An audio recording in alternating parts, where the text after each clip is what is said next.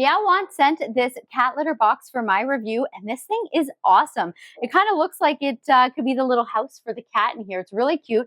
The top part here is plastic, and the bottom here is stainless steel, which obviously is so fantastic because the stainless steel does not trap in those odors like plastic does over time, so that is awesome.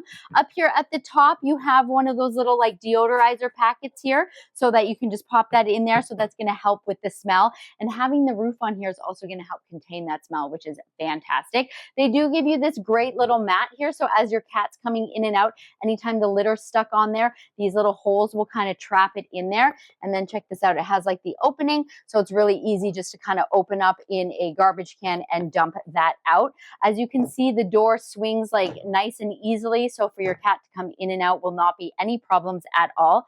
There is a little clasp here on both sides, so that's how you just latch it down there so that you know that it's nice and sturdy. It did come with this little box here, which I think is really cute. You open that up and they give you some bags here, so while you are cleaning up, you have the bags right there. And of course, when those are done, you can add your own.